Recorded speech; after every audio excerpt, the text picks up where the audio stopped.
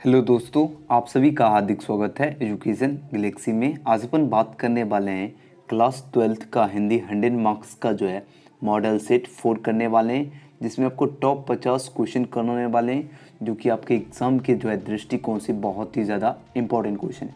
आपके एग्ज़ाम में जो है आपको सेम इसी टाइप का क्वेश्चन आपको पूछा जाएगा और यहाँ से जो आपको ज़्यादातर क्वेश्चन पूछा जाएगा। तो ध्यान से पूरा वीडियो देखिए और सारे क्वेश्चन को आप लोग अच्छी तरह से याद कर लीजिए। ठीक है। बहुत बच्चे कमेंट कर रहे थे सर आप पढ़ाते हैं तो याद हो जाता है फिर बाद में भूल जाते हैं। तो वो अपने माइंड को जो है सूचना दो कि अगर कोई चीज़ अगर हम पढ़ते हैं तो एक बार में मुझे याद हो जाता है।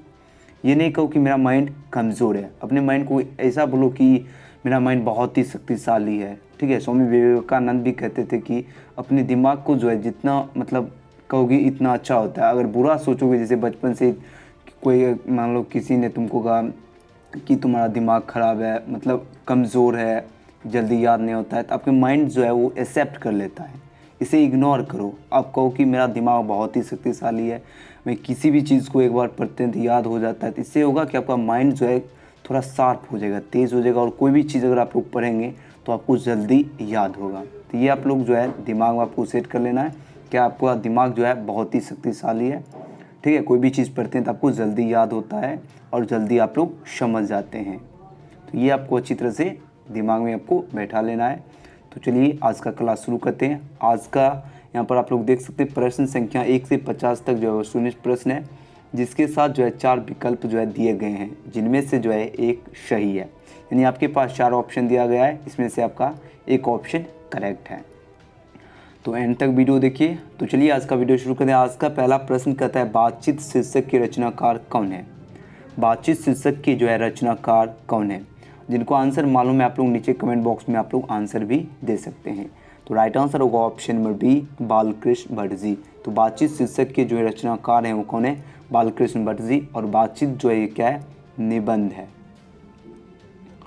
ठीक है। बातचीत जो ये क्या है, निबंध है, जिसके लेखक कौन है, बालकृष्ण भट्ट जी। Next question. अब है क्वेश्चन नंबर 2। क्वेश्चन नंबर 2 कहता है उषा। उषा शीर्षक कविता के रचयिता कौन है। उषा शीर्षक के कविता की जो है रचयिता कौन है। आपके पास 4 ऑप्शन दिया गया है। तो इस क्वेश्चन का राइट आंसर होगा option number D, Shamsher Bahadur Singh.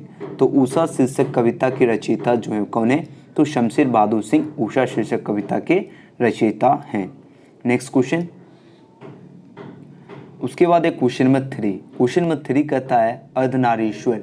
Ardhanarishvara जो है शीर्षक के रचनाकार कौन है। अर्धनारीश्वर शीर्षक के रचनाकार कौन है। तो इस क्वेश्चन का राइट आंसर होगा option number D, Ramdhari Singh Dinkar. Ramdhari Singh Dinkar जो है अर्धनारीश्वर शीर्षक के रचनाकार हैं। यहाँ पर बात हो रही है रामधारी सिंह दिनकर की। तो इनका जन्म बहुत ही इंपॉर्टेंट है, क्योंकि बहुत बार एग्जाम में इनका जन्म पूछा जाता है। इनका जन्म हुआ था 1908 ईस्वी में। ठीक है। आपको इतना याद रखना है, इनका जन्म कब हुआ था, 1908 ईस्वी में, और मृत्यु हुआ था 1974 ईस्वी में। और इनका जन्म कहाँ हुआ था, ये भी पूछा जाता है ये किस राज्य से बिलोंग करते हैं। तो ये बिहार राज्य से, इनका ज़िला हो गया बेगूसराय। ठीक है। और इनका गांव सिमरिया। और इन्हीं को जो है राष्ट्रकवि के नाम से जो है कौन जाने जाते हैं, तो रामधारी सिंह दिनकर। इतने क्वेश्चन आपको याद रखना है। Next question. अब क्वेश्चन नंबर 4 कहता है प्रेम के पीर के कवि कौन है। प्रेम के पीर के कवि जो हैं कौन है। तो इस क्वेश्चन का राइट आंसर होगा option number A, Jayasi. Malik Mohammad Jayasi इनका पूरा नाम है। आपको ऑप्शन में डायरेक्ट शॉर्ट फॉर्म दिया जाता है जयसी। ठीक है। इनका पूरा नाम क्या है, मलिक मोहम्मद जयसी। तो प्रेम के पीर के कवि जो है कौन है, तो जयसी है। Next question. अब क्वेश्चन नंबर 5। क्वेश्चन नंबर 5 कहता है रोज शीर्षक कहानी के लेखक कौन है।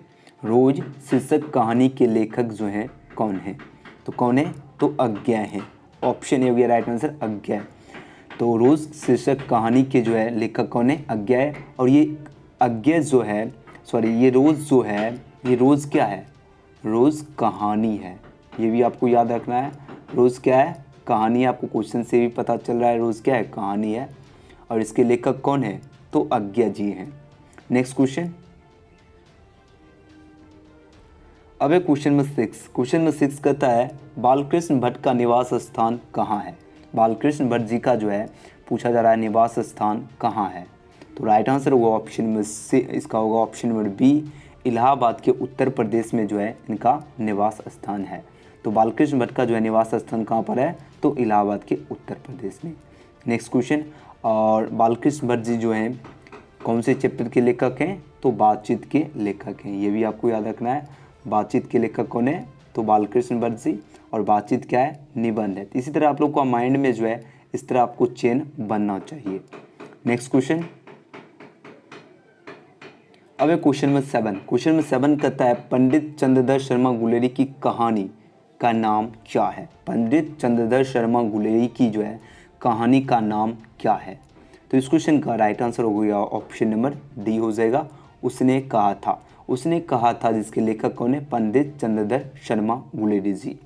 और उसने कहा था ये क्या है, तो ये कहानी है। ये क्या है, यह एक कहानी है। और इसके लेखक कौन है, उसने कहा था, तो पंडित चंद्रधर शर्मा गुलेरी जी। नेक्स्ट क्वेश्चन, अब है क्वेश्चन नंबर 8। क्वेश्चन नंबर 8 कहता है श्री कृष्ण ने जो है किस पर आक्रमण किया था। ये भी क्वेश्चन एग्जाम में पूछा जाता है, श्री कृष्ण ने जो है किस पर आक्रमण किया था। आपके पास ये 4 ऑप्शन दिया गया है। तो राइट आंसर होगा ऑप्शन नंबर बी, कंस पर। तो श्री कृष्ण ने जो है किस पर आक्रमण किया था, तो कंस पर आक्रमण किया। और श्री कृष्ण के द्वारा जो है कंस की मृत्यु भी हुई थी। Okay, next question. उसके बाद है क्वेश्चन नंबर 9। क्वेश्चन नंबर 9 कहता है नामांकित में से जो है कौन से रचनाकार बिहार के हैं। तो कहता है नामांकित में से जो है कौन से रचनाकार जो कि बिहार से हैं। पहले ही आपको बता दिए थे डिटेल में, तो कौन से हैं, तो रामधारी सिंह दिनकर, यानी ऑप्शन नंबर बी हो गया राइट आंसर। रामधारी सिंह दिनकर जो कि कहाँ से हैं, बिहार राज्य से हैं। इस तरह क्वेश्चन एग्जाम में पूछा जाता है। तो नामांकित में से जो है कौन से रचनाकार जो कि बिहार से हैं, तो रामधारी सिंह दिनकर। और इनको राष्ट्रकवि के नाम से भी जाना जाता है। नेक्स्ट क्वेश्चन, अब है क्वेश्चन नंबर 10। क्वेश्चन नंबर 10 कहता है तुलसीदास जो है अपना पेट जो है कैसे भरते थे। तुलसीदास जो है अपना पेट कैसे भरते थे। आपके पास ये 4 ऑप्शन दिया गया है। तो राइट आंसर होगा option number D, Ram Shri Ram का नाम लेकर जो है तुलसीदास अपना पेट भरते थे। तो ऑप्शन डी हो गया राइट आंसर, राम श्री राम का नाम लेकर। नेक्स्ट क्वेश्चन, अब है क्वेश्चन में 11। क्वेश्चन में 11 कहता है शिक्षा शीर्षक निबंध के निबंधकार कौन है। शिक्षा शीर्षक निबंध के निबंधकार कौन है। तो इस क्वेश्चन का राइट आंसर जो हो जाएगा ऑप्शन नंबर ए, जे कृष्ण मूर्ति। और ये शिक्षा जो है ये क्या है, निबंध है। ये भी आपको याद रखना है। देखो एक क्वेश्चन में हम 2 क्वेश्चन इसलिए ऐड कर दिए ताकि आप लोग को याद करने में सुविधा हो। एक ही क्वेश्चन से आपको 2 क्वेश्चन आराम से याद हो जाए। तो शिक्षा शीर्षक निबंध के निबंधकार कौन है, तो जे कृष्ण मूर्ति। और शिक्षा जो कि क्या है, निबंध है। Next question, question number 12। Question number 12 कहता है गांव का घर कविता के कवित कौन है। यानी गांव के घर का जो है कविता के लेखक या कवित ये दोनों लिखा जाता है। तो इसके लेखक या कवित जो है कौन है। तो राइट आंसर होगा ऑप्शन नंबर ए, ज्ञानेंद्र पति हैं। तो गांव का घर कविता के कवित जो है कौन है, ज्ञानेंद्र पति हैं। Next question, question number 13। Question number 13 कहता है ओ सदा निरा शीर्षक में जो है किस महापुरुष की चर्चा है। यहाँ पर पूछा जा रहा है ओ सदा निरा शीर्षक में जो है किस महापुरुष की चर्चा है। तो राइट आंसर होगा ऑप्शन नंबर बी हो जाएगा, महात्मा गांधी की चर्चा है। तो ओ सदा निरा शीर्षक में जो है किस महापुरुष की चर्चा है, तो महात्मा गांधी की चर्चा है। ठीक है। और महात्मा गांधी का जन्म आपको याद रखना है 2 अक्टूबर 1869 ईस्वी में, मृत्यु हुआ था 30 जनवरी 1948 ईस्वी में। दोनों आपको याद रखना है। तो ओ सदा निरा शीर्षक में जो है किस महापुरुष की चर्चा हुई है, तो महात्मा गांधी की। Next question, question number 14। Question number 14 कहा जा रहा है भगवान श्री कृष्ण ने जो है किस कवि के पूज्य थे। भगवान श्री कृष्ण जो है किस कवि के पूज्य थे। तो राइट आंसर होगा ऑप्शन नंबर ए, सूरदास के पूज्य थे। तो सूरदास के जो है पूज्य थे कौन, भगवान श्री कृष्ण। और सूरदास जो कि एक अंधा था और ये भी जो है भगवान श्री कृष्ण का जो है नाम लेते थे। ठीक है। तो इस क्वेश्चन का आंसर क्या हो गया, ऑप्शन नंबर ए। तो भगवान श्री कृष्ण जो है किस कवि के पूज्य थे, तो सूरदास के। नेक्स्ट क्वेश्चन, अब एक क्वेश्चन नंबर 15 कहता है जूठन जो है शीर्षक की जो है विद्या क्या है। जूठन शीर्षक की विद्या जो है क्या है। तो राइट आंसर होगा ऑप्शन में सी, आत्मकथा है। बहुत बच्चे जो है कहानी आंसर सभी को याद है, तो कहानी जो है कि नहीं है, ये जूठन जो है ये आत्मकथा है। ओके, तो आपको उसी तरह से याद रखना है जूठन शीर्षक की जो है विद्या जो है क्या है, आत्मकथा। ये बहुत ही इंपॉर्टेंट है, आपको उसी तरह से याद रखना है जूठन शीर्षक की विद्या जो है क्या है, आत्मकथा। Next question, question number 16। Question number 16 जो है कहा जा रहा है जयशंकर प्रसाद की जो है श्रेष्ठ कृति है। कौन सी कृति, जो कि यहाँ पर आपके ऑप्शन दिया गया है जो कि श्रेष्ठ कृति है। तो राइट आंसर हो गया ऑप्शन नंबर ए, कामायनी नीति। कामायनी नीति जो कि जयशंकर प्रसाद की जो है श्रेष्ठ कृति है। कौन सी, तो कामायनी नीति। नेक्स्ट क्वेश्चन, क्वेश्चन नंबर 17 कहता है नामांकित में जो है कौन अज्ञा का उपन्यास नहीं है। यहाँ पर पूछा जा रहा है नहीं है अज्ञा का उपन्यास। नामांकित में जो है कौन अज्ञा का उपन्यास नहीं है। तो राइट आंसर हो गया ऑप्शन नंबर डी, त्रिवेणी। त्रिवेणी जो कि अज्ञा का उपन्यास नहीं है। अज्ञा का उपन्यास कौन कौन सा है, तो अपने अपने, अजनबी, नदी के द्वीप, शेखर, एक जीवन, ये तीनों ABC जो कि अज्ञा का उपन्यास है और नहीं है, तो त्रिवेणी नहीं है। नेक्स्ट क्वेश्चन, उसके बाद एक क्वेश्चन नंबर 18 कहता है मुक्तिबोध का जो है जन्म हुआ था। मुक्तिबोध का जो है जन्म कहाँ पर हुआ था, तो कहाँ पर हुआ था, तो श्योपुर में हुआ था। तो ऑप्शन सी हो गया राइट आंसर, श्योपुर। तो मुक्तिबोध का जन्म जो है कहाँ पर हुआ था, तो श्योपुर में। Next question, question number 19। Question number 19 कहता है मालती जो है किस शीर्षक की पात्रा है। मालती किस शीर्षक की जो है पात्रा है, तो रोज की है पात्रा, जिसे नायक भी कर सकते हैं, पात्रा भी चलेगा। ठीक है, तो मालती जो है किस शीर्षक की पात्रा है, तो रोज की पात्रा है Malti. Next question, question number 20। Question number 20 कहता है सुभद्रा कुमारी चौहान की मृत्यु का कारण था। सुभद्रा कुमारी चौहान की मृत्यु का जो है क्या कारण था। तो इस क्वेश्चन का राइट आंसर होगा ऑप्शन बी, कार दुर्घटना। ये अगर आप लोग पढ़े होंगे चैप्टर तो आपको याद होगा कार दुर्घटना में जो है सुभद्रा कुमारी चौहान की मृत्यु हो जाती है। तो सुभद्रा कुमारी चौहान की मृत्यु का कारण क्या था, तो कार दुर्घटना। नेक्स्ट क्वेश्चन,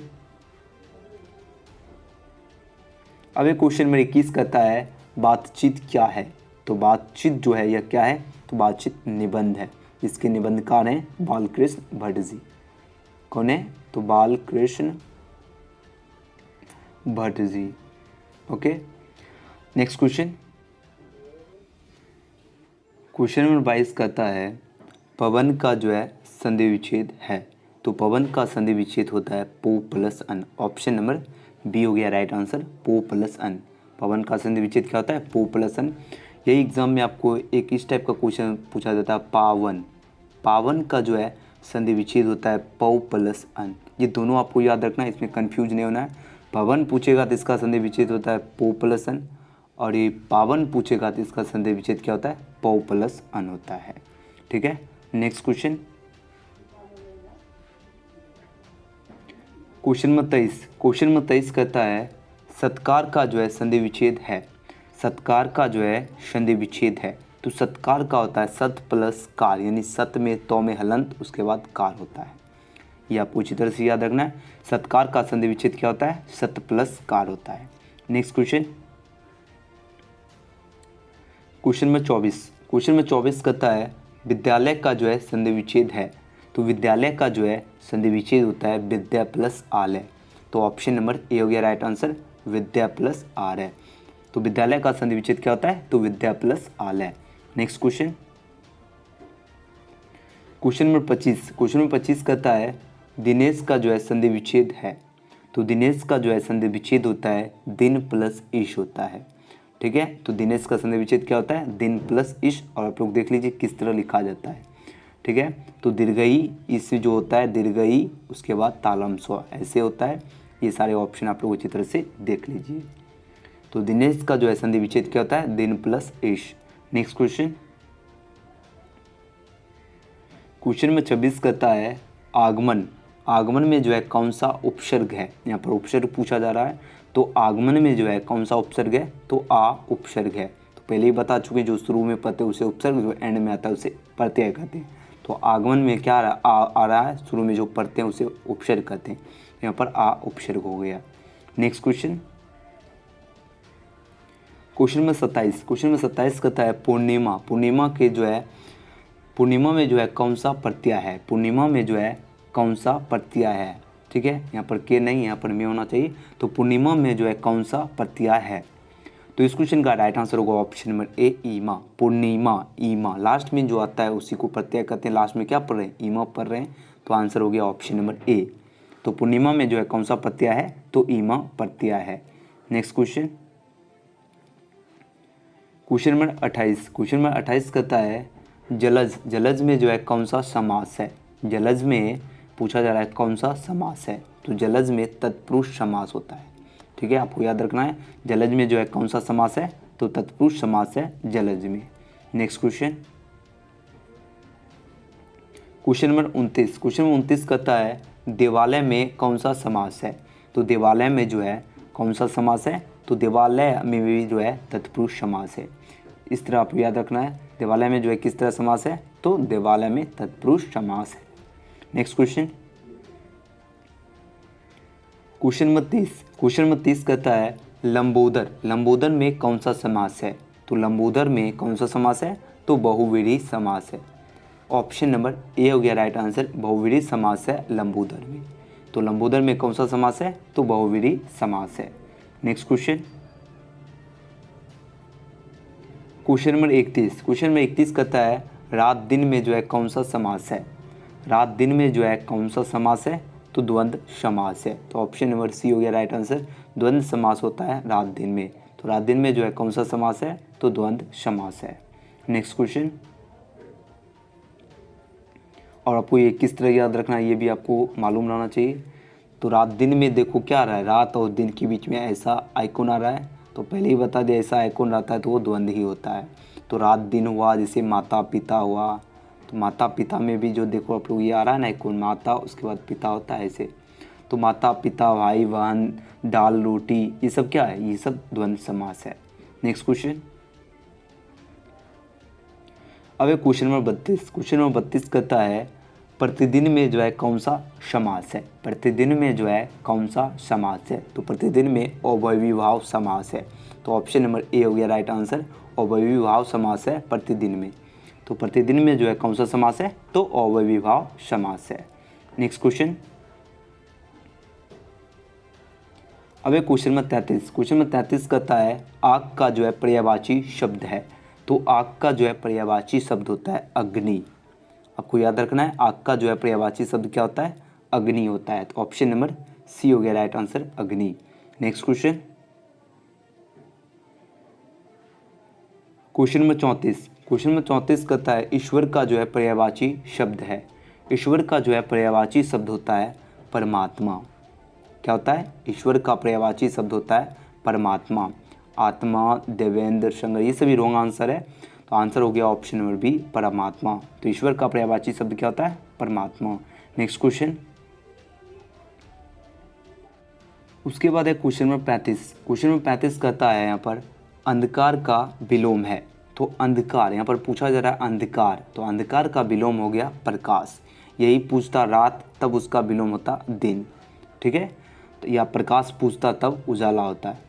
तो यहाँ पर पूछा क्या जा रहा है, यहाँ पर पूछा जा रहा है अंधकार, तो अंधकार का विलोम होगा प्रकाश। और यही रात पूछता तब यहाँ पर दिन होता है। याद रखना अंधकार का विलोम क्या होता है, प्रकाश। नेक्स्ट क्वेश्चन, अब क्वेश्चन में 36 कहता है अधे। अधे का विलोम है। तो अधे का विलोम होता है सदे। अधे का जो है विलोम क्या होता है, तो सदे होता है अधे का विलोम। तो ऑप्शन सी हो गया राइट आंसर, सदे। Next question, question number 37। Question number 37 कहता है गोरा का विलोम है। तो गोरा का जो है विलोम होता है काला। ऑप्शन बी हो गया राइट आंसर, काला। तो गोरा का जो है विलोम क्या होता है, तो काला होता है। Next question, question number 38। Question number 38 कहता है ठंड का विलोम है। देखो ठंड का विलोम क्या होता है, गर्म होता है। तो ऑप्शन मेरा बी हो गया राइट आंसर, गर्म। तो ठंड का विलोम है गर्म। नेक्स्ट क्वेश्चन, क्वेश्चन में 39 कहता है दिवाकर का जो है विलोम है। दिवाकर का विलोम क्या होता है? तो निशाकर होता है। मेरा ऑप्शन नंबर ए हो गया राइट आंसर, निशाकर। तो दिवाकर शब्द का जो है विलोम क्या होता है? तो निशाकर होता है दिवाकर का विलोम। ऑप्शन नंबर ए हो गया राइट आंसर। Next question. अब एक क्वेश्चन में 40 कहता है साधारण का जो है विपरीतार्थक शब्द है। यहाँ पर विपरीतार्थक शब्द पूछा जा रहा है। देखो साधारण का जो है विपरीतार्थक शब्द क्या होगा? असाधारण। आपको याद रखना है, ऑप्शन नंबर बी हो गया इस क्वेश्चन का राइट आंसर, असाधारण। तो साधारण का जो है विपरीतार्थक शब्द होता है असाधारण। Next question. उसके बाद एक क्वेश्चन में 41 कहता है जिसका आचरण अच्छा है उसके लिए जो है एक शब्द क्या होगा? आपके पास 4 ऑप्शन है, दुराचारी, सदाचारी, सबल और बलवान। तो यहाँ पर पूछा जा रहा है जिसका आचरण अच्छा हो, यानी जिसका जो आचरण अच्छा होगा तो उसके लिए एक शब्द क्या होगा? सदाचारी होगा। तो मेरा ऑप्शन नंबर बी हो गया राइट आंसर, सदाचारी। तो जिसका आचरण जो है अच्छा हो उसके लिए एक शब्द क्या हो गया? तो सदाचारी हो गया। Next question. अब एक क्वेश्चन नंबर 42 कहता है जिसके पास धन ना हो उसके लिए एक शब्द है। देखो जिसके पास धन जो है वो नहीं है, जिसके पास धन नहीं है वो क्या है? निर्धन है। यानी ऑप्शन नंबर, मेरा इस क्वेश्चन का राइट आंसर हो गया ऑप्शन नंबर ए, निर्धन। तो जिसके पास जो है धन ना हो उसके लिए एक शब्द क्या हो गया? निर्धन। Next question. अब एक क्वेश्चन में 43 कहता है घोड़ा बेचकर सोना मुहावरे का अर्थ है। घोड़ा बेचकर जो है सोना मुहावरे का अर्थ है। तो क्या अर्थ होगा घोड़ा बेचकर सोना? यानी निश्चित होना, यानी उसको कोई फिक्र नहीं, आराम से मस्ती से सो रहा है। यानी घोड़ा बेचकर सोना मुहावरे का अर्थ होता है निश्चित होना। Next question. अब एक क्वेश्चन में 44 कहता है चैन की वंशी बजाना मुहावरे का अर्थ है। तो चैन की वंशी बजाना मुहावरे का अर्थ होता है सुखी रहना। तो ऑप्शन मेरा बी हो गया राइट आंसर, सुखी रहना। तो चैन की वंशी बजाना मुहावरे का अर्थ होता है सुखी रहना। Next question. क्वेश्चन नंबर 45 कहता है राई का जो है पहाड़ बनाना मुहावरे का अर्थ है। तो राई का जो है पहाड़ बनाना मुहावरे का अर्थ होता है छोटी छोटी बात को जो है बढ़ा चढ़ा कर कहना। यानी ऑप्शन बी हो गया राइट आंसर, छोटी छोटी बात को क्या करना? बढ़ा चढ़ा कर कहना को ही जो है राई का पहाड़ बनाना कहते हैं। ठीक है, तो राई का पहाड़ बनाना मुहावरे का अर्थ होता है छोटी छोटी बात को बढ़ा चढ़ा कर कहना। Next question. अब एक क्वेश्चन में 46 कहता है हाथ पाँव मारना मुहावरे का अर्थ है। हाथ पाँव मारना मुहावरे का अर्थ होता है प्रयास करना। प्रयास करना का ही जो होता है हाथ पाँव मारना। तो हाथ पाँव मारना मुहावरे का अर्थ होता है प्रयास करना। Next question. अब एक क्वेश्चन में 47 कहता है हवा में बातें करना मुहावरे का अर्थ है। तो हवा में बातें करना मुहावरे का अर्थ होता है बहुत तरक्की करना। ठीक है, यानी कोई बहुत तरक्की कर लेता है तो वो क्या होता है? एकदम बहुत ज़्यादा ऊपर छोड़ने लगता है, एकदम भाषण कुछ ज़्यादा देने लगता है। ठीक है, तो वही यहाँ पर है।